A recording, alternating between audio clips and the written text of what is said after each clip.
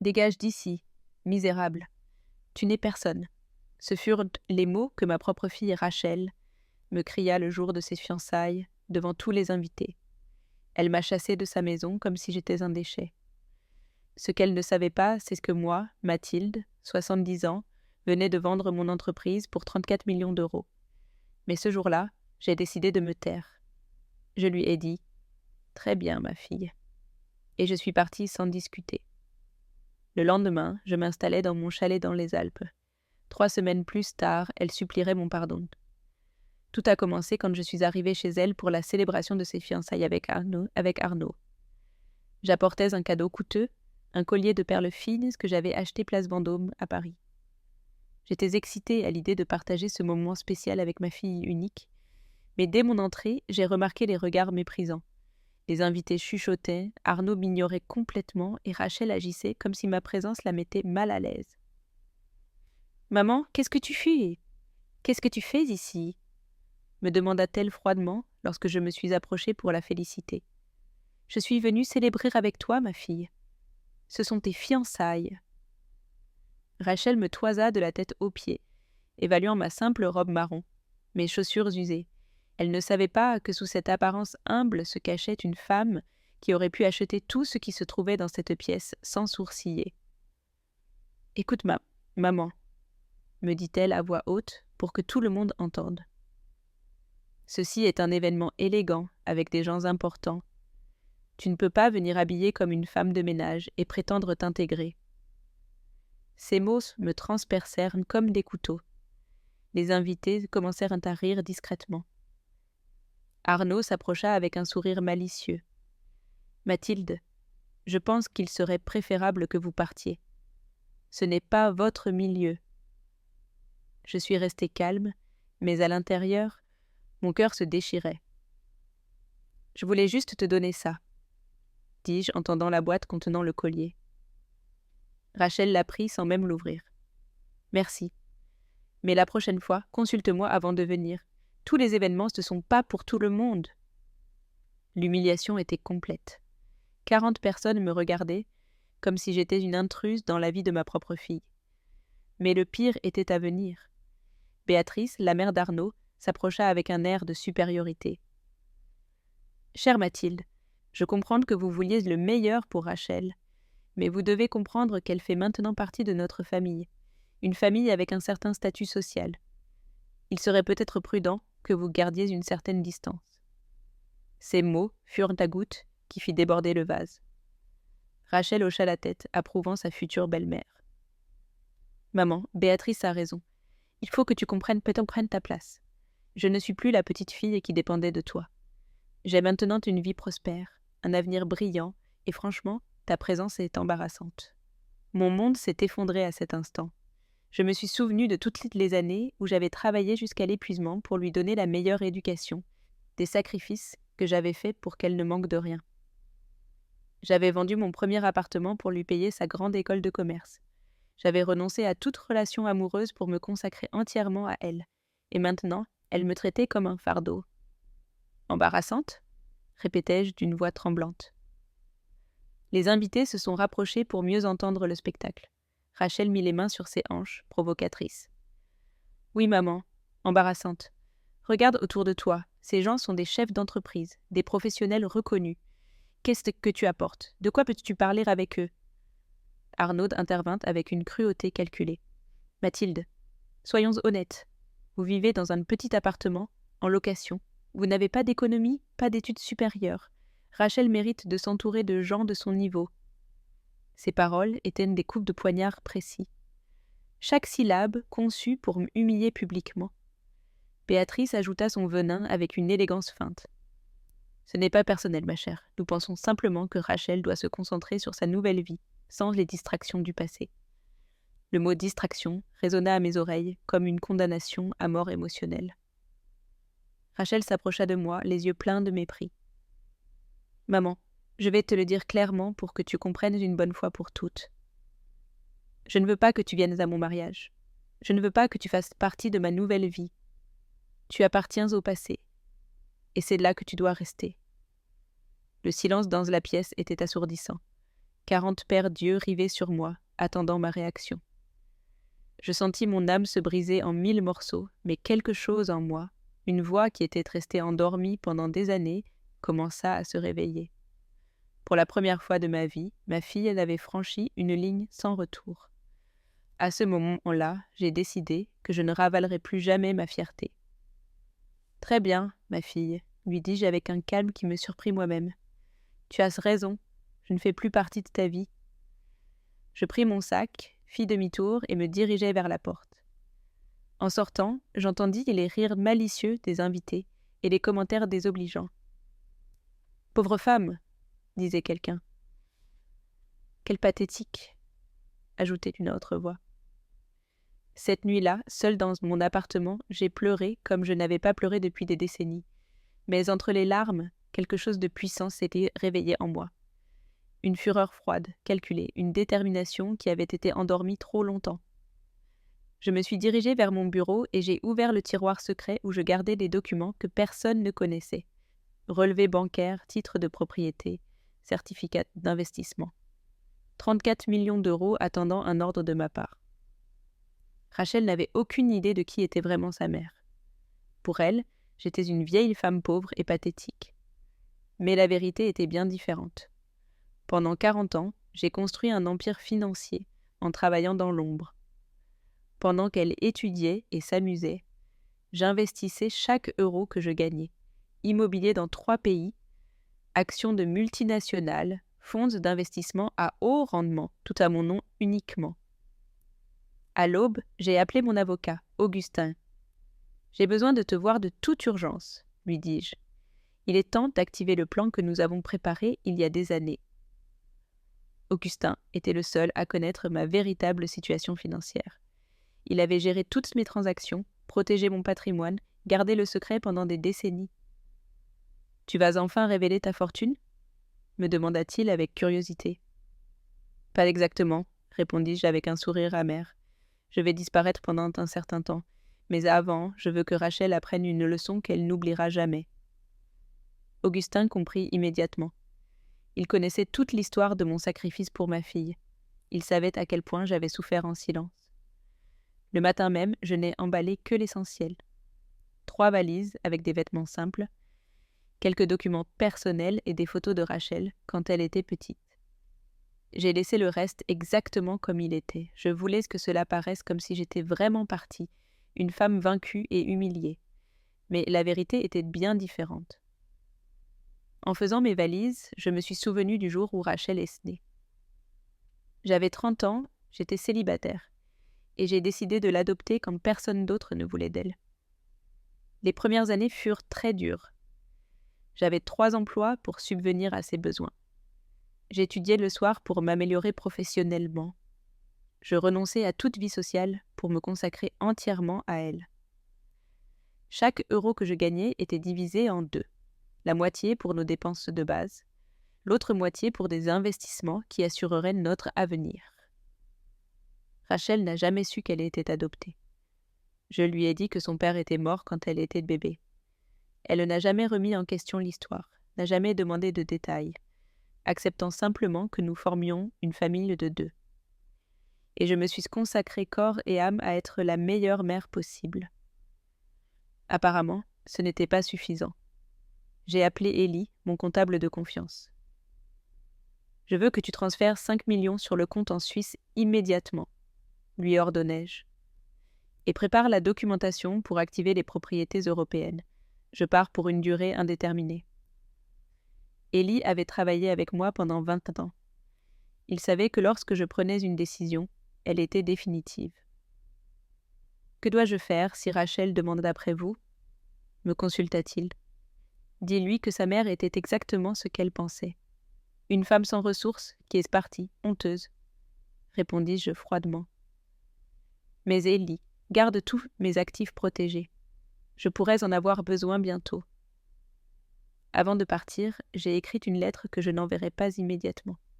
« Chère Rachel, pendant 70 ans, j'ai vécu pour les autres. D'abord pour mes parents, puis pour toi. Je ne me suis jamais demandé ce que je voulais pour moi-même. Hier, tu m'as donné la réponse. Je veux la dignité, je veux le respect. Et si je ne peux pas les avoir avec toi, je les chercherai ailleurs. Ta mère, qui n'est plus un fardeau. » Le taxi est arrivé à 6 heures du matin. C'était une Mercedes noire que j'avais louée pour aller directement à l'aéroport privé. Mais avant de partir, j'ai passé un dernier appel. « Arnaud » dis-je quand il répondit, surpris. « C'est Mathilde. Je voulais juste te remercier. »« Me remercier de quoi ?» demanda-t-il, confus. « De m'avoir montré qui tu es vraiment et de m'avoir montré qui est ma fille quand elle est avec toi. » J'ai raccroché avant qu'il ne puisse répondre. L'avion privé m'attendait sur la piste. Destination : Zurich, en Suisse. Mon chalet dans les Alpes suisses m'attendait comme un refuge silencieux où je pourrais planifier mon prochain mouvement. Mais avant d'embarquer, j'ai pris une décision de plus. J'ai appelé Marie, l'employée de maison de Rachel. « Marie, c'est Mathilde. Pouvez-vous me rendre un service ?» Marie avait toujours été gentille avec moi, contrairement à ma propre fille. « Bien sûr, Madame Mathilde. De quoi avez-vous besoin ? » « Je veux que vous observiez tout ce qui se passe dans cette maison pendant les prochaines semaines. Et si quelque chose d'important se produit, appelez-moi à ce numéro. » Pendant le vol, j'ai vérifié mes comptes bancaires depuis ma tablette. 34 millions d'euros, répartis stratégiquement dans le monde entier. Des propriétés à Monaco, Genève, Paris. Et bien sûr, mon magnifique chalet en Suisse, où personne ne pourrait me trouver jusqu'à ce que je décide de réapparaître. Alors que l'avion survolait l'Atlantique, j'ai souri pour la première fois depuis des années. Rachel avait obtenu exactement ce qu'elle voulait, se débarrasser de sa mère embarrassante. Mais très bientôt, elle découvrirait qu'elle avait commis la plus grande erreur de sa vie. Le chalet en Suisse était exactement ce dont j'avais besoin, un refuge parfait où personne ne pourrait me trouver jusqu'à ce que je décide quand et comment revenir. Des fenêtres, je pouvais voir les Alpes couvertes de neige, un paysage qui m'apaisait et me donnait de la clarté d'esprit.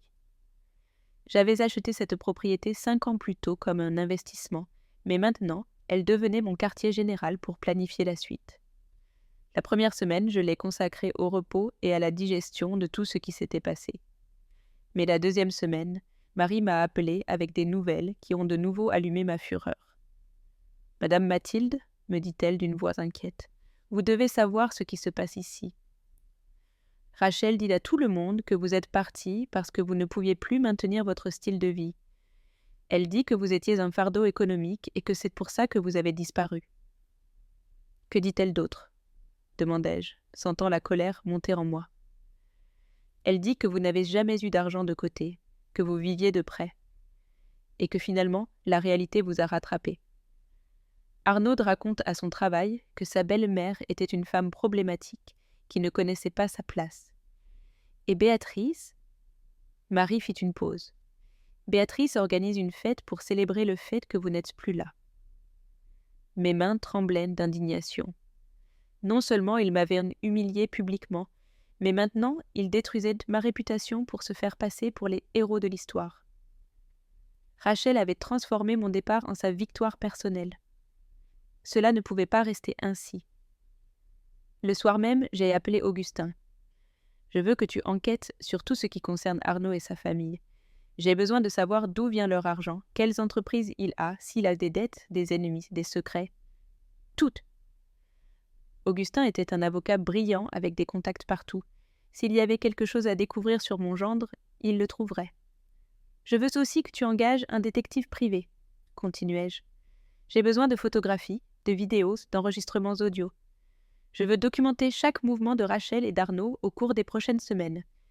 Mais que ce soit discret, ils ne doivent pas savoir que nous les surveillons. » 3 jours plus tard, Augustin m'appela avec des informations explosives. « Mathilde, j'ai trouvé quelque chose de très intéressant sur Arnaud. Son entreprise est au bord de la faillite. Il doit 3 millions d'euros à plusieurs fournisseurs et la banque menace de saisir l'hypothèque de son bureau. Apparemment, il a maintenu les apparences avec de l'argent emprunté. « Est-ce que Rachel est au courant ?» demandai-je avec une curiosité croissante. Selon mes sources, elle n'en a aucune idée. Arnaud lui a menti sur sa situation financière. En fait, il comptait sur le fait que tu lui laisses un héritage pour sauver son entreprise. C'est pourquoi il a été si contrarié quand tu es parti sans rien laisser. » L'ironie était délicieuse. Arnaud m'avait méprisé pour être soi-disant pauvre alors qu'en réalité, c'était lui qui était fauché. Et ma fille, qui m'avait chassée pour être embarrassante, était sur le point d'épouser un homme qui ne pouvait même pas payer ses propres dettes. Mais l'information la plus précieuse est venue 1 semaine plus tard. Le détective privé m'a envoyé une vidéo qui allait tout changer. Arnaud était dans un restaurant chic avec une jeune femme. Ce n'était clairement pas une réunion de travail. Ils s'embrassaient, se prenaient de la main, agissaient comme des amants. La date de la vidéo était postérieure à ses fiançailles avec Rachel. « Parfait, murmurai-je, en regardant la vidéo pour la 3e fois. C'est exactement ce dont j'avais besoin. Mais avant d'utiliser cette information, j'ai décidé de faire un test. Je voulais voir jusqu'où irait la cruauté de ma fille. J'ai appelé Rachel depuis un numéro inconnu, me faisant passer pour une assistante sociale. « Mademoiselle Rachel, nous cherchons votre mère, Mathilde. Nous avons des documents importants pour elle. »« Ma mère ne vit plus ici, » répondit Rachel froidement. « Elle est partie parce qu'elle ne pouvait pas subvenir à ses besoins. Je suppose qu'elle doit être dans une maison de retraite ou quelque chose comme ça. Je ne suis pas responsable d'elle. » Ces mots me coupèrent comme des couteaux. Elle ne feignait même pas de s'inquiéter pour mon bien-être tel. « N'avez-vous pas un numéro où nous pourrions la contacter ? C'est au sujet d'un héritage familial, insistai-je. Rachel rit cruellement. « Un héritage ? Ma mère n'a jamais eu de famille riche. Ce doit être une erreur. Et même si c'était vrai, elle ne fait plus partie de ma vie. Cherchez ailleurs. » J'ai raccroché le téléphone, les larmes aux yeux, mais aussi avec une détermination de fer. Ma propre fille avait signé sa sentence. Non seulement elle m'avait chassée de sa vie, mais elle était prête à me refuser même la possibilité d'un héritage. Il était temps qu'elle rencontre la vraie Mathilde. Cette nuit-là, depuis mon bureau dans le chalet, j'ai commencé à concevoir ma vengeance. Premièrement, j'enquêterai davantage sur la situation financière d'Arnaud. Deuxièmement, j'utiliserai la vidéo de son infidélité au moment parfait. Troisièmement, je retournerai en ville quand il s'y attendrait le moins, mais pas en tant que la femme humiliée qui était partie. Je reviendrai en tant que la femme puissante que j'étais vraiment. J'ai appelé Ellie et lui ai donné des instructions précises. Je veux que tu prépares toute la documentation de mes propriétés et investissements. Nous allons avoir besoin de montrer des preuves irréfutables de mon patrimoine très bientôt. « Tu penses révéler ta fortune ?» me demanda-t-il.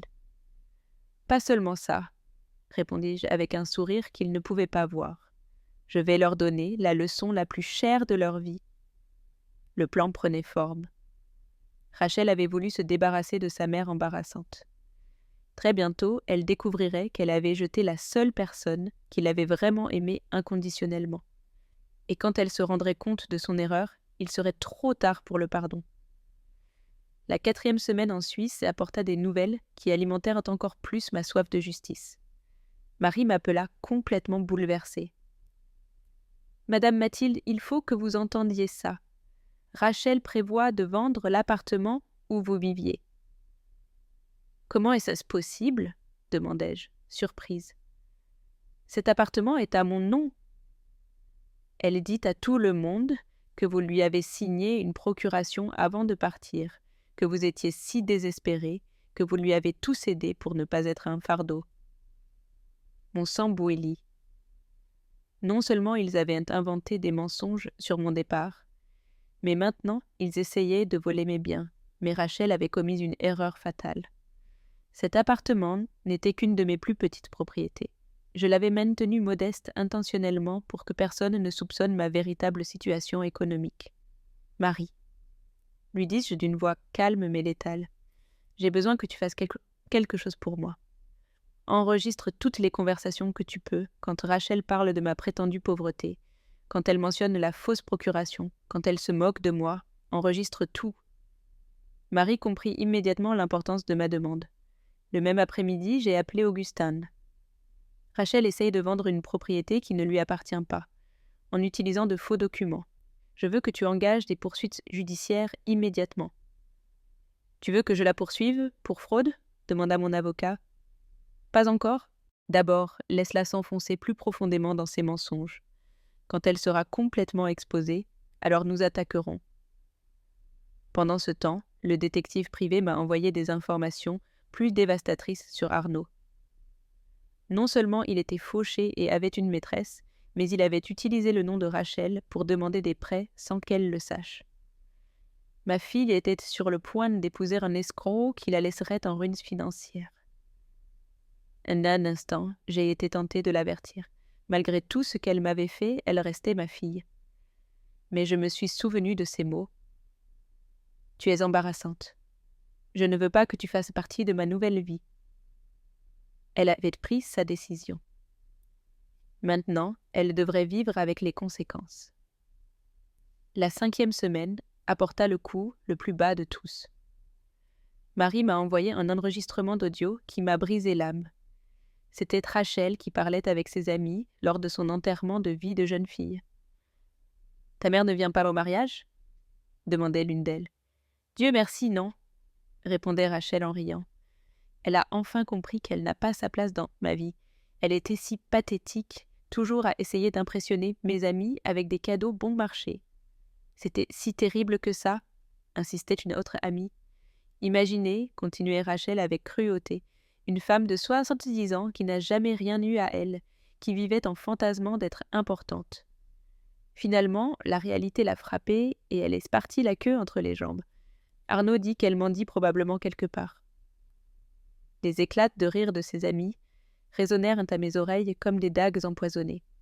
Ma propre fille célébrait ma prétendue misère. Elle utilisait ma douleur comme divertissement pour ses invités. Cette nuit-là, j'ai pleuré pour la dernière fois.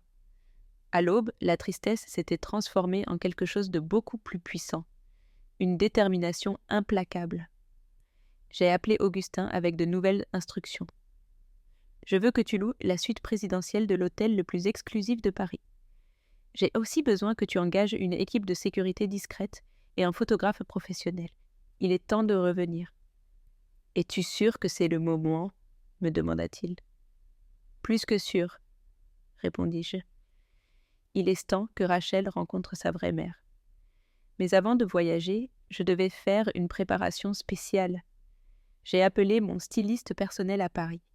J'ai besoin d'une transformation complète. Coiffure, maquillage, garde-robe. Je veux avoir l'air de la femme à succès que je suis vraiment. J'ai également engagé un chauffeur avec une Mercedes dernier modèle et une petite suite qui m'accompagnerait pour faire une entrée mémorable.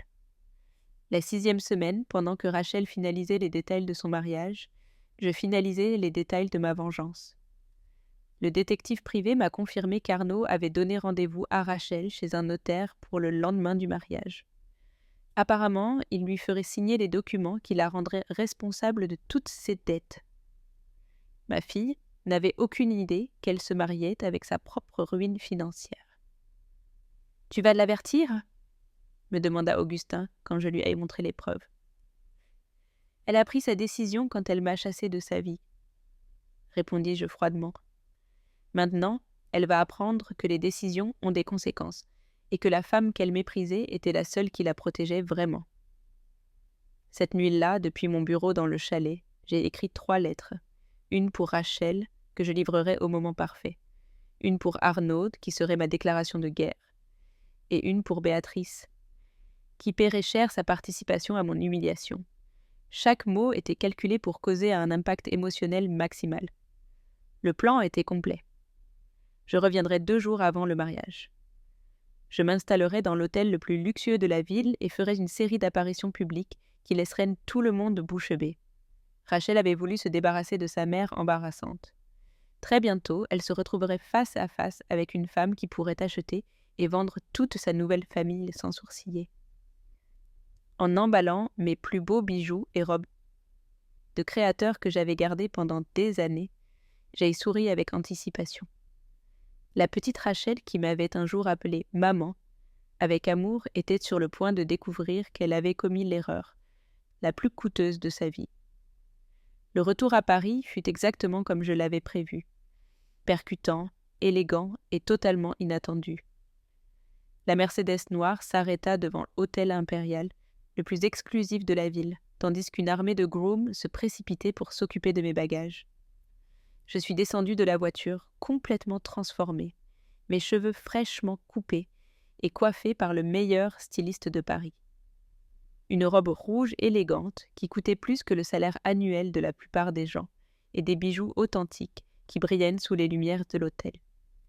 La réceptionniste me reconnut immédiatement comme quelqu'un d'important, bien qu'elle ne sût pas exactement qui j'étais.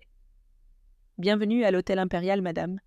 Votre suite présidentielle était prête. » En montant dans l'ascenseur privé, je pouvais voir les regards de curiosité et d'admiration des autres clients. Après 6 semaines de deuil pour ma fille, je me sentais enfin comme la femme puissante que j'étais vraiment. Le même après-midi, suivant mon plan soigneusement élaboré, je décidai de faire ma première apparition publique.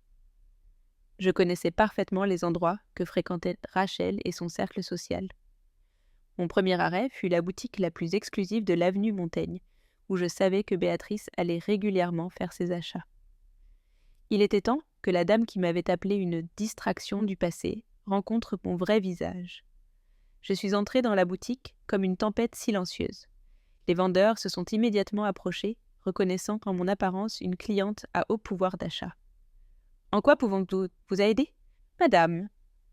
demanda la directrice avec un sourire servile. « Je veux voir votre collection la plus exclusive, » répondis-je avec autorité. « Le prix n'est pas un problème. » En examinant des robes de créateurs qui coûtaient des milliers d'euros, j'entendis une voix familière derrière moi. « Mathilde ?» C'était Béatrice, les yeux exorbités, n'en croyant manifestement pas ses yeux. Je me suis retournée lentement, avec un sourire calculé sur les lèvres. « Béatrice, » lui dis-je avec un calme glacial. « Quelle surprise de vous voir ici. »« Mais vous étiez partie, » bégaya-t-elle, confuse. « Vous n'étiez pas censée être... » « Être quoi ?» l'interrompis-je avec élégance. « Mendiant quelque part ? Vivant dans une maison de retraite ? Morte de faim. » Ses joues rougirent de honte, en réalisant que j'avais entendu tous les mensonges qu'ils avaient répandus. À ce moment, la vendeuse s'approcha avec 3 robes très chères. « Madame, ce sont nos modèles les plus exclusifs. Ce Valentino coûte 8 000 €, ce Versace 10 000 € et ce Chanel en édition limitée 15 000 €. Sans ciller, je désignai les 3. Je les prends tous, et je veux aussi voir votre collection de bijoux. Béatrice était paralysée, observant comment je dépensais en 5 minutes plus d'argent qu'elle n'envoyait en un an. « Je ne comprends pas, » murmura-t-elle. « Rachel a dit que vous n'aviez pas d'argent, que vous étiez un fardeau économique. »« Ma chère Béatrice, » lui répondis-je en essayant un collier de diamants à 20 000 €. « Il semble que ma fille ne connaisse pas sa mère aussi bien qu'elle le pensait. »« Mais l'appartement modeste, les vêtements simples, » insistait Béatrice, essayant de comprendre. « Cela s'appelle la discrétion, » lui expliquai-je avec une patience condescendante. « Certaines personnes ont besoin de s'assurer qu'on les aime pour ce qu'elles sont, pas pour ce qu'elles ont. Apparemment, j'ai échoué à ce test avec ma propre fille. » La directrice de la boutique revint avec un plateau de bijoux qui brillait comme des étoiles. « Lequel préférez-vous, madame ?» Je choisis un ensemble collier, bracelet et boucle d'oreille en diamant pour 35 000 €. « Celui-ci est parfait. Mettez tout sur ma carte Black. » Quand j'ai sorti la carte de crédit sans limite, Béatrice a failli s'évanouir. « Béatrice, » lui dis-je en signant la charte, « je veux que vous transmettiez un message à Rachel de ma part. Dites-lui que sa mère embarrassante est de retour. Et dites-lui aussi que le jour de son mariage, elle recevra une surprise qu'elle n'oubliera jamais. »« Vous allez au mariage ?» demanda-t-elle d'une voix tremblante. « Oh non, » répondis-je avec un sourire diabolique. Elle a été très claire sur le fait que je n'étais pas la bienvenue, mais cela ne veut pas dire que je ne peux pas envoyer un cadeau. Je suis sortie de la boutique, laissant Béatrice complètement confuse et terrifiée. Je savais que dans moins d'1 heure, Rachel recevrait un appel hystérique lui racontant notre rencontre. C'était exactement ce que je voulais. Qu'elle sache que j'étais de retour, mais qu'elle ne sache pas quelles étaient mes intentions. Cette nuit-là, depuis ma suite présidentielle, j'ai appelé Élie. « Tous les documents se sont-ils prêts ?»« Complètement, me répondit-il. Les titres de propriété, les relevés de compte, les enregistrements audio, les photos du détective privé. Tout est organisé chronologiquement pour un impact maximal. » « Parfait. Demain, c'est le jour du mariage. Il est temps que Rachel apprenne qui est vraiment sa mère. » Mais avant de dormir, j'avais un autre appel à passer. J'ai composé le numéro de Marie. « Comment ça va à la maison ?» lui demandai-je. « Madame Mathilde, ils sont tous hystériques. Béatrice est arrivée en courant pour raconter à Rachel votre rencontre dans la boutique. Rachel est furieuse et confuse. Arnaud est nerveux. Personne ne comprend comment vous pouvez vous permettre de dépenser autant d'argent. Ont-ils parlé d'annuler le mariage ? Non, madame, mais ils se disputent beaucoup.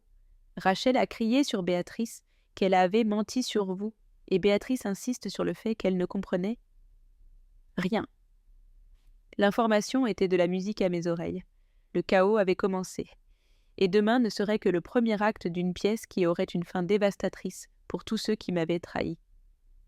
En regardant les lumières de la ville depuis ma fenêtre, j'ai pensé à la petite fille qui m'avait un jour serrée dans ses bras en me disant que j'étais la meilleure maman du monde. Cette fille avait disparu, remplacée par une femme cruelle qui m'avait jetée comme un déchet. Demain, cette femme paierait le prix de son ingratitude. Le jour du mariage s'est levé, parfait pour mes plans. Pendant que Rachel se préparait pour ce qu'elle croyait être le plus beau jour de sa vie, je finalisais les détails de ce qui allait devenir son pire cauchemar. Depuis ma suite présidentielle, je coordonnais chaque mouvement comme un général préparant une bataille décisive. La guerre avait commencé, et j'avais toutes les armes. Ma première action fut d'envoyer un cadeau spécial à l'église. Un arrangement floral spectaculaire d'orchidées blanches avec une carte qui disait « Pour Rachel, en ce jour le plus important de sa vie. Avec amour, la mère qui n'est plus un fardeau. » Je savais que ces mots la rendraient nerveuse, mais ce n'était que l'apéritif de ce qui allait suivre. Pendant que Rachel s'habillait dans sa chambre, je me préparais pour ma grande entrée. La robe que j'avais choisie était une œuvre d'art, un Armani noir d'une élégance suprême qui coûtait plus que le budget total de son mariage. Les bijoux qui complétaient la tenue valaient autant qu'une maison. Chaque détail avait été calculé pour montrer le pouvoir, l'élégance et la dignité retrouvée. À 14 heures, alors que la cérémonie avait déjà commencé, j'ai mis en marche la deuxième phase de mon plan. J'ai appelé Augustin. « Il est temps pour la conférence de presse, » lui dis-je. « Es-tu sûr ?» me demanda-t-il. « Après ça, il n'y aura pas de retour en arrière. »« Je suis plus que sûr, » répondis-je.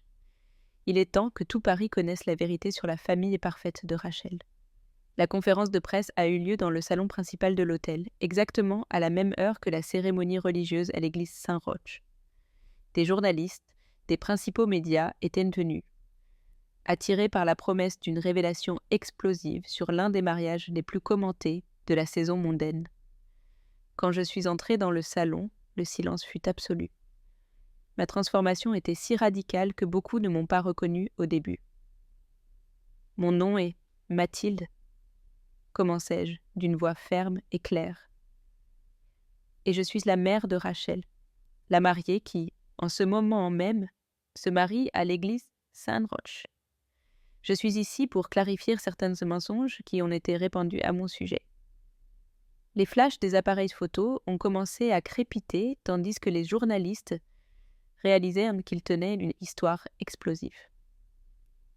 Au cours des dernières semaines, ma fille a dit à tout le monde que sa mère était une femme pauvre, sans ressources, qui est partie honteuse parce qu'elle ne pouvait pas subvenir à ses besoins. Je fis une pause dramatique en montrant les premiers documents. La vérité est très différente. Je suis propriétaire d'un empire entrepreneurial évalué à 34 millions d'euros. Le murmure dans le salon se transforma en un rugissement de surprise. Les journalistes se sont approchés pour photographier les documents que je montrais. Titres de propriété à Monaco, Genève et Paris, relevés de comptes bancaires, certificats d'investissement. Tout était authentique, tout était vérifiable. et tout était complètement dévastateur pour la version de l'histoire que Rachel avait racontée. Ma fille m'a chassée de sa vie parce qu'elle avait honte d'avoir une mère qui, selon elle, n'avait pas le statut social adéquat. Continuai-je d'une voix calme mais chargée de douleur. Ce qu'elle ne savait pas, c'est que tout l'argent qu'elle a dépensé pour ce mariage luxueux, toute l'éducation qu'elle a reçue, tous les luxes dont elle a joui durant sa vie, ont été financés par l'entreprise que j'ai construite en travaillant jour et nuit pendant 40 ans. À ce moment, Augustin s'approcha du microphone avec d'autres documents explosifs. Nous avons des preuves que mademoiselle Rachel a tenté de vendre des biens qui ne lui appartiennent pas, en utilisant de faux documents. Nous avons aussi des enregistrements où elle se moque de la prétendue pauvreté de sa mère et célèbre son départ comme une libération. Il diffusa l'un des enregistrements audio que Marie avait fait. La voix de Rachel résonna dans tout le salon. « Dieu merci, elle est partie. Elle était si pathétique, toujours à essayer d'impressionner avec des cadeaux bon marché. Arnaud dit qu'elle m'en dit probablement quelque part. » Le silence qui suivit fut assourdissant. « Mais ce n'est pas tout, petite, » continuai-je, sachant que le coup de grâce serait dévastateur. Mon futur gendre, Arnaud, non seulement est en faillite totale, mais il a utilisé le nom de ma fille pour obtenir des prêts. Mais des prêts millionnaires, dont elle ignore tout. J'ai que la preuve que demain, après la lune de miel, il lui fera signer des documents qui la rendront responsable de dettes de plus de 5 millions d'euros. Les journalistes éclatèrent en questions simultanées. « Pourquoi révélez-vous cela maintenant » cria l'un d'eux. « Parce qu'une mère peut pardonner l'ingratitude, mais elle ne peut pas permettre que sa fille soit escroquée et détruite financièrement par un homme qui ne la voit que comme sa bouée de sauvetage économique, » répondis-je avec dignité. « Allez-vous vous réconcilier avec votre fille » demanda une autre journaliste.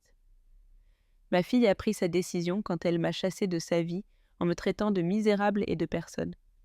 Maintenant, elle devra vivre avec les conséquences d'avoir rejeté la seule personne qui l'aimait vraiment, sans condition. À cet instant précis, mon téléphone sonna. C'était Marie qui appelait de l'église. « Madame Mathilde, » me dit-elle d'une voix agitée, « c'est le chaos ici. Quelqu'un les a prévenus de la conférence de presse. Rachel est hystérique, Arnaud est pâle comme un mort, et les invités sortent de l'église pour voir les nouvelles sur leur téléphone. »« Se sont-ils mariés » demandai-je avec curiosité. « Oui, mais la réception est annulée. Rachel crie qu'elle veut vous parler immédiatement. »« Dis-lui qu'elle sait où me trouver, » répondis-je avant de raccrocher. La conférence de presse se termina par une déclaration finale que je savais qu'elle ferait la une de tous les journaux. À toutes les mères qui regardent ceci, aimez, mais ne permettez jamais que l'amour se transforme en autodestruction. Et aux enfants ingrats, souvenez-vous que les parents qui vous ont élevés avec sacrifice méritent le respect, pas l'humiliation. En sortant de la salle sous les applaudissements et les flashs, j'ai souri avec satisfaction. La première partie de ma vengeance était terminée. Rachel avait voulu un mariage parfait sans sa mère embarrassante. Ce qu'elle avait obtenu, c'était un mariage ruiné et un scandale public qui la poursuivrait le reste de sa vie. Je n'ai pas eu à attendre longtemps pour la confrontation. 2 heures après la conférence de presse, Rachel a fait irruption dans ma suite présidentielle comme une tempête furieuse. Elle avait réussi à convaincre la sécurité de l'hôtel qu'elle était ma fille. Et en effet, elle l'était, bien qu'à ce moment-là, j'aurais souhaité qu'elle ne le soit pas. Elle est entrée sans frapper, toujours vêtue de sa robe de mariée, mais avec le maquillage coulé par les larmes de rage et d'humiliation. « Comment as-tu pu me faire ça ?» cria-t-elle depuis l'entrée. « Tu as ruiné mon mariage. Tu as détruit le jour le plus important de ma vie. » J'étais assise calmement sur le canapé de la suite, sirotant un thé comme si de rien n'était. « Bonjour, Rachel, » lui dis-je avec une tranquillité glaciale. « Tu es magnifique, bien qu'un peu agitée. Comment s'est passée la cérémonie ? Ne joue pas la cynique avec moi, » cria-t-elle en s'approchant, les poings serrés. « Tous les invités se sont partis. Les journaux publient tout. Ma réputation est détruite. »« Comme c'est curieux, » répondis-je sans m'émouvoir. « Il y a quelques semaines, tu m'as dit exactement la même chose. que j'étais embarrassante, que je ruinais ta réputation, que tu ne voulais pas que je fasse partie de ta vie. C'était différent ? Différent ? Comment ? L'interrompis-je en me levant pour la première fois. Différent parce que quand tu m'as humiliée devant 40 personnes, c'était acceptable. Mais quand je dis la vérité devant 40 journalistes, c'est de mal. Ma voix resta calme, mais mes yeux brûlaient d'une fureur contenue pendant des décennies. Rachel resta sans voix un instant, réalisant que pour la première fois de sa vie, sa mère ne s'excusait pas ni ne suppliait son pardon. « Tu es ma mère, dit-elle finalement, comme si cela expliquait tout. Tu étais censé me protéger, pas me trahir. » « Exactement, répondis-je avec un sourire amer. Je suis ta mère. Et pendant 30 ans, je t'ai protégée. Je t'ai tout sacrifié. J'ai renoncé à mon propre bonheur pour le tien. Et comment m'as-tu remercié ? En me jetant comme un déchet. « Mais l'argent » cria-t-elle désespérément. « Pourquoi ne m'as-tu jamais dit que tu avais de l'argent ?»« Parce que je voulais que tu m'aimes pour qui j'étais, pas pour ce que j'avais, » lui répondis-je avec une tristesse sincère. Je voulais m'assurer que notre amour était réel, non acheté. Apparemment, je me suis trompée sur les 2 points. À ce moment, Arnaud apparut à la porte, transpirant et le visage paniqué. « Mathilde, dit-il d'une voix tremblante, nous devons parler. Tout ceci est un énorme malentendu. »« Ah, le marié, dis-je avec sarcasme. L'homme qui m'a dit que ce n'était pas à mon milieu, qui m'a suggéré de partir parce que j'étais un fardeau pour ma propre fille. Je ne savais pas, commença-t-il à balbutier. Tu ne savais pas que j'avais de l'argent, c'est vrai, l'interrompis-je. Mais tu savais que tu étais fauché, tu savais que tu avais une maîtresse. Et tu savais que tu prévoyais d'utiliser ma fille pour sauver ton entreprise en faillite. Arnaud devint blanc comme un linge. De quoi parles-tu ? Je sortis mon téléphone et lançai la vidéo du détective privé. Arnaud embrassant passionnément une autre femme dans le restaurant chic. « Tu reconnais cette femme ?» demandai-je froidement. « Parce que selon mes informations, tu couches avec elle depuis le début de tes fiançailles avec Rachel. » Rachel se tourna vers son tout nouveau mari, les yeux exorbités. « C'est vrai ?» lui demanda-t-elle d'une voix brisée. Arnaud tenta de nier, mais je continuai avec les preuves. J'ai aussi ici les documents que tu prévoyais de lui faire signer demain. Des contrats qui la rendraient responsable de tes 5 millions d'euros de dettes. « C'est un mensonge !» cria Arnaud, désespéré. « Ce sont de faux documents !»« Faux ?» demandai-je avec un sourire diabolique. « Augustin, s'il te plaît, entre. » Mon avocate apparut à la porte avec un dossier rempli de papiers. « Arnaud, » dit Augustin d'une voix professionnelle, « ces documents ont été obtenus directement de votre notaire. Ils sont entièrement authentifiés. » Rachel s'effondra sur une chaise, comprenant enfin l'ampleur de ce qu'elle avait fait. Non seulement elle avait chassé sa mère millionnaire, mais elle s'était mariée avec un escroc qui prévoyait de la ruiner financièrement. « Ce n'est pas possible, » murmura-t-elle encore et encore. « Ça ne peut pas arriver. »« Oh, mais il y a plus, » continuai-je sans pitié. « Arnaud, raconte à ta femme les prêts que tu as demandés en utilisant son nom comme garantie. Raconte-lui l'hypothèque que tu as mise sur l'appartement qu'elle croit être le sien. Raconte-lui les dettes envers la pègre que tu dois payer avant la fin du mois. » Arnaud resta muet, confirmant par son silence chacune de mes accusations. Rachel le regarda avec une horreur croissante. « Tout est vrai ?» lui demanda-t-elle. « Tout ce que ma mère a dit est vrai ?»« Rachel, je peux expliquer ?» commença-t-il, mais elle l'interrompit avec une gifle qui résonna dans toute la suite. « Tu m'as utilisé ?» cria-t-elle.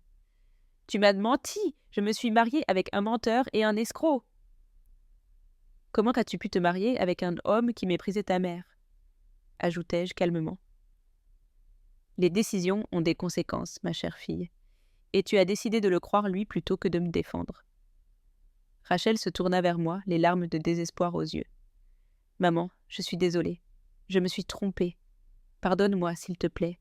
Pouvons-nous arranger ça ?»« Pouvons-nous » demandai-je avec une curiosité sincère.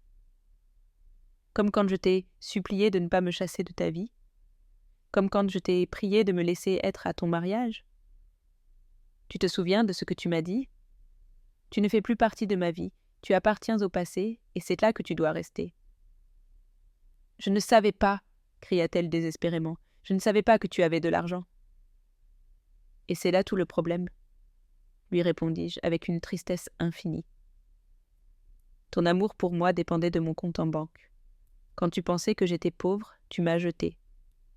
Maintenant que tu sais que je suis riche, tu me veux de retour. Cet amour-là n'est pas de l'amour, Rachel. C'est de l'opportunisme. Le silence qui suivit fut dévastateur. Pour la première fois de sa vie, Rachel était confrontée aux conséquences réelles de ses actes. Elle avait perdu sa mère, s'était mariée à un escroc, et sa réputation était détruite publiquement. Tout cela pour avoir choisi l'argent et le statut, plutôt que l'amour inconditionnel. Rachel resta assise sur la chaise pendant plusieurs minutes, digérant la dévastation complète de sa vie. Arnaud avait tenté de s'échapper, mais Augustin avait discrètement appelé la sécurité de l'hôtel et la police. Les plaintes pour fraude et falsification de documents étaient déjà en cours. Ma vengeance était plus parfaite que je ne l'avais imaginée, mais elle n'était pas encore terminée. « Maman, » dit Rachel finalement d'une voix brisée, « je sais que je me suis trompée. Je sais que j'ai été terrible avec toi. Mais tu es ma mère. Tu dois m'aider, je suis ruinée. » « Je dois t'aider, » répétai-je avec ironie. « Comme tu m'as aidé quand tu m'as chassée de ta vie. Comme tu m'as aidé quand tu m'as traité de misérable et de personne. »« Mais je suis ta fille, » cria-t-elle désespérément. « Les mères sont censées aimer leurs enfants inconditionnellement. »« Tu as raison, » lui répondis-je avec un calme mortel. « Les mères aiment inconditionnellement. Je t'ai aimé pendant 30 ans sans rien demander en retour. Je t'ai donné tout ce que j'avais. J'ai y sacrifié mon propre bonheur. J'ai renoncé à des relations amoureuses pour me consacrer entièrement à toi. Et quand j'avais le plus besoin de toi, quand j'avais besoin de ton amour et de ton soutien, tu m'as jeté comme un déchet. » À ce moment, mon téléphone sonna. C'était le détective privé avec des nouvelles fraîches. « Madame Mathilde, » me dit-il, « Arnaud vient d'essayer de vider le compte joint qu'il a avec votre fille. Il a transféré tout l'argent sur un compte aux îles Caïmans. » L'information fut le clou final dans le cercueil. « Ton mari vient de te voler toutes tes économies, » informais-je Rachel. « Il les a transférées sur un compte offshore il y a 10 minutes. » Rachel devint littéralement verte. « Quoi ? » ?»« Oui, ma chère. L'homme que tu as choisi au détriment de ta mère, l'homme pour lequel tu m'as humilié publiquement, vient de te laisser sans un centime. » Arnaud, qui était resté silencieux en attendant une occasion de s'échapper, explosa enfin. « C'est de ta faute !» me cria-t-il en me montrant du doigt. « Tout était parfait jusqu'à ce que tu apparaisses avec tes mensonges. » « Mes mensonges ?» demandai-je en riant froidement. Quelle partie était un mensonge? Les 34 millions d'euros? Ta faillite? Ta maîtresse? Les faux documents? Tout ce que j'ai dit est prouvé et vérifiable. Tu as ruiné ma vie. Non, répondis-je avec une autorité absolue. Vous avez ruiné vos propres vies quand vous avez décidé d'escroquer ma fille. Je me suis simplement assurée que vous payiez le prix de vos décisions. À ce moment, la police entra dans la suite pour arrêter Arnaud. Les chefs d'accusation comprenaient de la fraude, la falsification de documents et l'usurpation d'identité. Alors qu'ils emmenaient Arnaud menotté, il cria à Rachel. « Ça ne se termine pas ici. Tu vas payer pour tout l'argent que j'ai perdu à cause de toi. » Ses vraies couleurs se montraient enfin. Rachel réalisa qu'elle avait épousé un homme qui non seulement ne l'aimait pas, mais qui la blâmait pour ses propres crimes. « Maman, » me dit Rachel lorsque nous nous sommes retrouvés seuls. « Je comprends que tu sois en colère. Je comprends que tu veuilles me punir. Mais s'il te plaît, ne me laisse pas comme ça. Je n'ai personne d'autre. » « Tu as Béatrice, » lui répondis-je avec sarcasme. « La femme qui m'a dit de garder mes distances parce que je n'avais pas le statut social adéquat. Je suis sûre qu'elle t'aidera maintenant que tu es la belle-fille d'un criminel. » « Béatrice m'a déjà tourné le dos, » admit Rachel avec honte. Quand elle a appris le scandale, elle m'a dit que sa famille ne pouvait pas s'associer à moi. Elle m'a interdit de retourner chez elle. Quelle surprise, dis-je sans montrer de compassion. Il s'avère que ta nouvelle famille t'abandonne au premier problème, contrairement à ta mère qui a enduré 30 ans d'ingratitude et n'est partie que lorsque tu l'as chassée. À ce moment, Marie arriva avec des nouvelles encore plus dévastatrices. « Mademoiselle Rachel, lui dit-elle avec une peine sincère, les créanciers d'Arnaud sont déjà venus à la maison. Ils ont tout emporté. Les meubles, la télévision, l'ordinateur, même votre robe de mariée. Ils disent qu'ils en ont le droit légal parce que vous avez signé comme garante sans le savoir. » Rachel s'effondra complètement. En moins de 4 heures, elle avait perdu son mari, son argent, ses biens, sa réputation et sa belle famille. « Qu'est-ce que c'est que je vais faire ?» murmura-t-elle en état de choc. « Je n'ai rien. Je n'ai personne. » « Maintenant, tu sais exactement ce que j'ai ressenti quand tu m'as chassé de ta vie, » lui dis-je sans la moindre sympathie. La différence, c'est que j'avais 70 ans et que j'avais consacré 30 ans de ma vie à t'aimer inconditionnellement. Tu as 30 ans et tu viens d'apprendre que les décisions ont des conséquences. « N'y a-t-il rien que je puisse faire pour que tu me pardonnes ?» demanda-t-elle avec désespoir.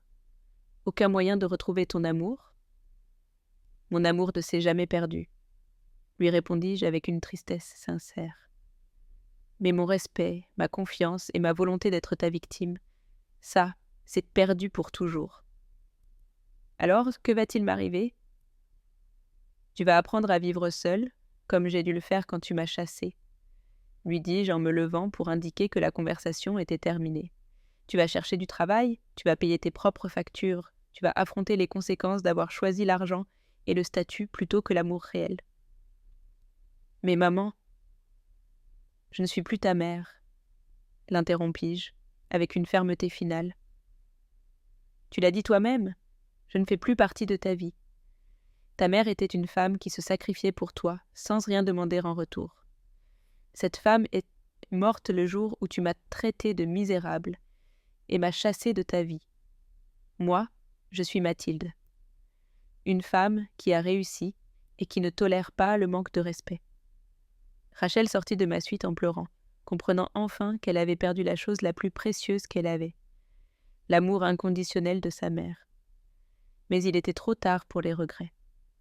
Certaines blessures ne guérissent pas, et certains maux ne peuvent être retirés.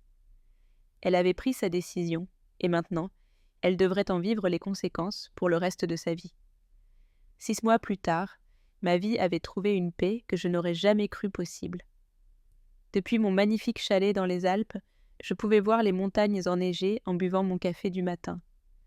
La tranquillité était absolue, interrompue seulement par le chant des oiseaux et le son du vent dans les arbres. Pour la première fois en 70 ans, je vivais uniquement pour moi-même. Marie me rendait visite 1 fois par mois pour me donner des nouvelles de Paris.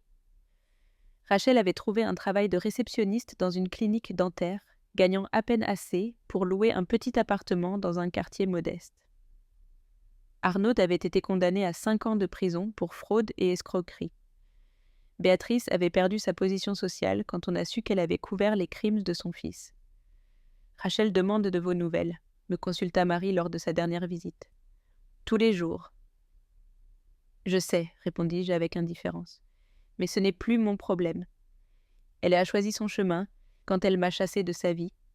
Maintenant, elle doit le parcourir seule. » Marie hocha la tête avec compréhension, même si je pouvais voir dans ses yeux qu'une partie d'elle avait pitié de ma fille. La justice avait été complète et dévastatrice. Les médias avaient suivi l'histoire pendant des mois, en faisant un symbole de l'ingratitude filiale et de ses conséquences.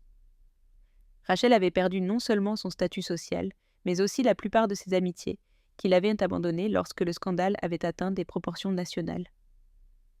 Augustin m'appelait chaque semaine pour faire le point sur les procédures légales.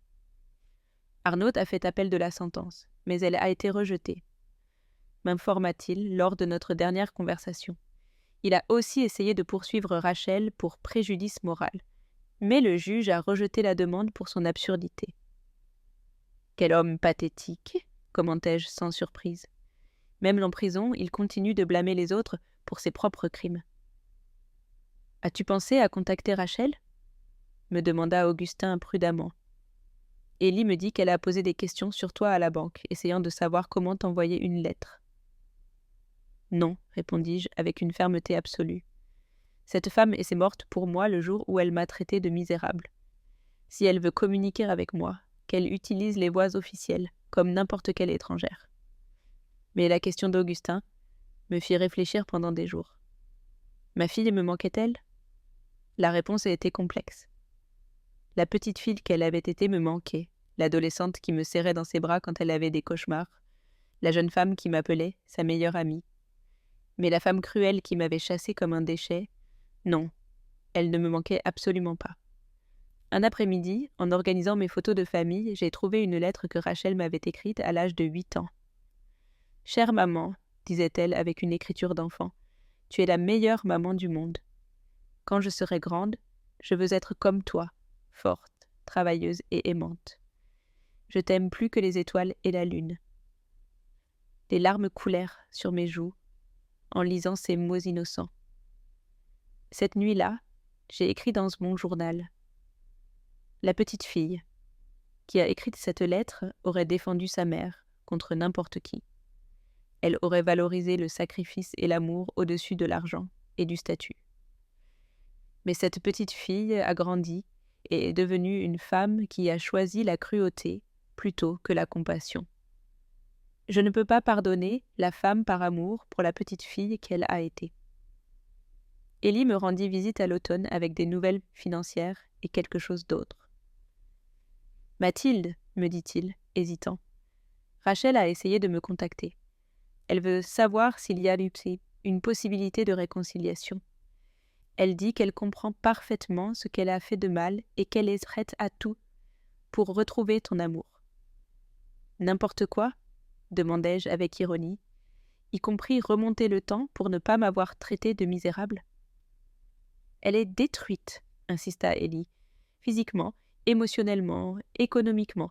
Elle a perdu du poids, elle a l'air d'avoir 10 ans de plus, et selon Marie, elle pleure tous les jours. »« Bien, répondis-je avec une froideur qui me surprit moi-même. Maintenant, elle sait exactement ce que j'ai ressenti pendant 6 semaines quand j'ai cru avoir perdu ma fille unique à cause de l'ingratitude. Le premier anniversaire de mon départ, je l'ai passé à Paris, achetant de l'art pour ma nouvelle galerie privée. En marchant dans le Louvre, j'ai pensé à toutes les fois où j'avais rêvé de voyager mais avais renoncé à ces rêves pour payer l'éducation de Rachel. J'avais maintenant 71 ans, j'étais multimillionnaire, et je pouvais enfin faire tout ce que j'avais reporté pour être mère. Cette nuit-là, depuis ma suite à l'hôtel Ritz, j'ai appelé Marie pour les nouvelles mensuelles. « Madame Mathilde, me dit-elle d'une voix triste, Rachel s'est évanouie au travail la semaine dernière. On l'a emmenée à l'hôpital pour malnutrition et stress. Les médecins ont dit que son état émotionnel est critique. »« Et alors ?» demandai-je sans changer de ton. C'était prévisible. Les décisions cruelles ont des conséquences cruelles. Elle demande tous les jours si vous allez un jour lui pardonner, insista Marie.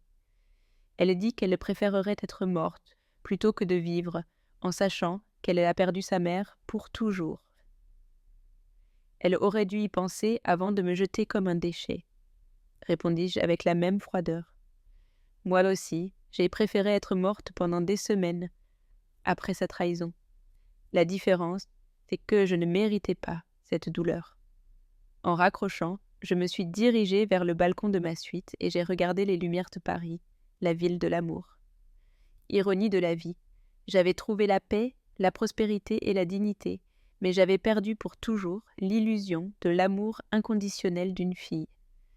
C'était un prix élevé, mais c'était le prix que Rachel avait mis sur notre relation quand elle a choisi de m'humilier publiquement.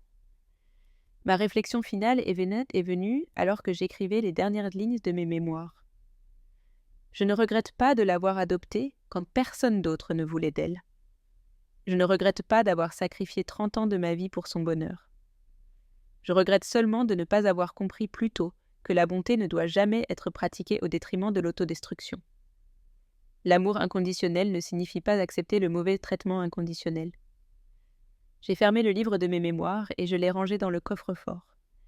L'histoire était terminée. Mathilde, la mère sacrifiée et humiliée, était morte. À sa place était née Mathilde, la femme libre, prospère et en paix avec elle-même. Et pour la première fois en 71 ans, c'était plus que suffisant. 5 ans avaient passé depuis ce jour, qui avait changé ma vie pour toujours. Maintenant, à 75 ans, je me trouvais sur la terrasse de ma nouvelle villa sur la Côte d'Azur, observant le coucher de soleil sur la Méditerranée. La paix que j'avais trouvée était si profonde qu'il m'était parfois difficile de me souvenir de la femme brisée que j'avais été. La douleur s'était transformée en sagesse et la trahison en libération. Ma vie avait fleuri de manières que je n'aurais jamais imaginées. La galerie d'art que j'avais ouverte à Monte-Carlo était devenue l'une des plus prestigieuses d'Europe. Mes investissements avaient atteint 50 millions d'euros. Mais plus important que la richesse matérielle, c'était la richesse émotionnelle que j'avais découverte. La satisfaction de vivre pour moi-même. Pour la première fois de ma vie. Augustin me rendait visite tous les 3 mois, non seulement en tant qu'avocat, mais aussi en tant qu'ami loyal qu'il avait été pendant des décennies. Te demandes-tu parfois ce qui se serait passé si tu avais réagi différemment ? Me consulta-t-il lors de sa dernière visite. Si tu avais pardonné immédiatement et continué à être la mère sacrifiée de toujours ? Tous les jours, lui répondis-je honnêtement. Et tous les jours, j'arrive à la même conclusion. Je serais morte de l'intérieur. J'aurais continué à être la victime de ma propre bonté, enseignant à Rachel qu'elle pouvait me maltraiter sans conséquence. Finalement, je lui ai rendu service en lui apprenant que les actions ont un prix. Marie avait cessé de me rendre visite après la 3e année. Les nouvelles de Rachel étaient devenues trop douloureuses pour nous deux. La dernière information que j'ai eue était qu'elle avait tenté de se suicider 2 fois, qu'elle avait perdu plusieurs emplois à cause de la dépression et qu'elle vivait pratiquement comme une sans-abri dans un studio minuscule. La culpabilité la consumait, littéralement. « N'as-tu pas de compassion pour elle ?» m'avait demandé Marie lors de notre dernière conversation. « Toute la compassion du monde, » lui avais-je répondu. Mais la compassion n'efface pas le mal causé. J'ai passé 70 ans à avoir de la compassion pour tout le monde sauf pour moi-même. Il était temps de changer cette dynamique. Un après-midi de printemps, en organisant ma correspondance, j'ai trouvé une lettre qui était arrivée il y a des semaines, mais que mon assistante avait mise de côté sur mes instructions. Elle venait de Rachel. L'écriture tremblante révélait l'état émotionnel de celle qui l'avait écrite. Je l'ai ouverte pour la première fois en 5 ans, plus par curiosité que par nostalgie. « Chère maman, » commençait-elle, « je sais que je n'ai pas le droit de t'écrire après tout ce que je t'ai fait. Je sais que j'ai perdu pour toujours le privilège de t'appeler ainsi. Mais j'ai besoin que tu saches qu'il ne se passe pas un jour, sans que je regrette chaque mot cruel que je t'ai dit. Je comprends que tu me détestes. Moi aussi je me déteste. » Je continuais à lire avec un mélange de tristesse et de froideur. J'ai tout perdu. Mon mariage, mon argent, mes amis, ma santé, ma dignité. Mais le pire, c'est d'avoir perdu ton amour. Je préfère la pauvreté et la solitude plutôt que de vivre en sachant que j'ai détruit la relation la plus pure et la plus précieuse de ma vie. Je ne te demande pas pardon, car je sais que je ne le mérite pas. Je voulais juste que tu saches que ta fille, Autumn, est morte le jour où elle t'a traité de misérable. Les dernières lignes me firent frémir. Si un jour tu es curieuse de savoir ce qu'est devenue la petite fille, qui t'a un jour aimé plus que sa propre vie, cherche-moi au cimetière, parce que la femme qui t'a trahi ne peut plus vivre avec le poids de ce qu'elle a fait. Je t'aime, maman. Pardonne-moi dans l'autre vie. Pour la première fois en 5 ans, je ressentis quelque chose de semblable à de la panique. J'ai immédiatement appelé Augustin. « J'ai besoin que tu trouves Rachel de toute urgence, » lui dis-je d'une voix tremblante. « Je crois qu'elle va se faire du mal. »« Tu veux que je l'aide ?» me demanda-t-il, surpris. « Non, » répondis-je après une longue pause. « Je veux que tu t'assures qu'elle reçoive des soins psychologiques professionnels, mais de manière anonyme. » Cette nuit-là, je n'ai pas pu dormir. La lettre avait réveillé quelque chose que je croyais complètement mort. L'instinct, maternel. Pas un amour romantique pour la femme qui m'avait trahi, mais de la compassion pour une créature humaine qui souffrait des conséquences de ses propres décisions. C'était la différence entre aimer et avoir pitié. Augustin m'a appelé 2 jours plus tard. « Nous l'avons trouvée à temps, m'informa-t-il. Elle était à l'hôpital après une autre tentative. Nous l'avons transférée dans une clinique psychiatrique privée d'excellente réputation. Les coûts sont couverts par un don anonyme, comme tu l'as demandé. » « Va-t-elle se rétablir ?» demandai-je. « Les médecins sont optimistes, mais ils disent qu'elle a besoin d'années de thérapie intensive. Elle veut te voir désespérément, mais je lui ai expliqué que la bienfaitrice anonyme préfère garder le secret. »« Bien, » répondis-je avec soulagement. « Je ne suis pas prête pour ça, et peut-être que je ne le serai jamais. » 6 mois plus tard, Augustin m'apporta des nouvelles encourageantes. Rachel répond bien au traitement. Elle a accepté sa responsabilité totale dans la destruction de sa vie. Elle ne blâme personne d'autre, pas même Arnaud. Les psychologues disent que c'est le premier pas vers une véritable guérison. A-t-elle demandé après moi? Une seule fois. Quand on lui a dit que quelqu'un payait son traitement, elle a demandé si c'était toi. Quand on lui a répondu qu'on ne pouvait pas révéler cette information, elle a répondu « Peu importe qui c'est. Ma mère a déjà fait assez pour moi pendant 30 ans. Ça, je dois le surmonter seule. » Ces mots m'ont touché au plus profond de l'âme. Pour la première fois en 5 ans, Rachel faisait preuve de la maturité et de l'humilité que j'avais toujours espéré d'elle. Mais il était trop tard pour une réconciliation. Le mal avait été trop profond, et j'avais construit une nouvelle vie où il n'y avait plus de place pour la douleur du passé. 1 an plus tard, j'ai appris que Rachel était sortie de la clinique. Elle avait trouvé un travail de bénévole dans un centre de désintoxication, aidant d'autres personnes qui avaient touché le fond comme elle. Selon les rapports, c'était une travailleuse dévouée qui ne parlait jamais de son passé, mais qui avait une compassion particulière pour ceux qui avaient perdu leur famille à cause de leurs propres actions. « La contacteras-tu un jour ?» me demanda Augustin, lors d'un de nos dîners. « Non, » répondis-je avec une certitude absolue. Elle a appris sa leçon, j'ai appris la mienne. Nous sommes 2 femmes différentes maintenant. L'amour qui nous unissait autrefois était mort avec les mots qu'elle m'a dit ce jour-là. Alors que j'écris ces lignes finales dans mon journal, à 76 ans, je peux dire en toute honnêteté que je ne regrette rien, ni d'avoir aimé inconditionnellement pendant 30 ans, ni d'avoir coupé cet amour quand il est devenu autodestructeur. J'ai appris que le pardon ne signifie pas toujours la réconciliation, et qu'aimer quelqu'un signifie parfois le laisser partir pour toujours. Rachel et moi vivons maintenant dans des mondes parallèles. Elle, reconstruisant sa vie sur les cendres de ses erreurs. Moi, profitant de la vie qui me reste sans que les fardeaux émotionnels du passé. Nous avions toutes 2 appris des leçons précieuses, elle, que les mots ont le pouvoir de détruire pour toujours. Moi, qu'il n'est jamais trop tard pour se choisir soi-même. L'amour maternel n'était pas complètement mort. Il s'était seulement transformé en quelque chose de plus sage. La capacité d'aimer à distance, sans permettre que cet amour redevienne une vulnérabilité. Finalement, la meilleure leçon que j'ai pu donner à ma fille fut de lui enseigner que même l'amour le plus pur a des limites qui ne peuvent être franchies sans conséquences permanentes.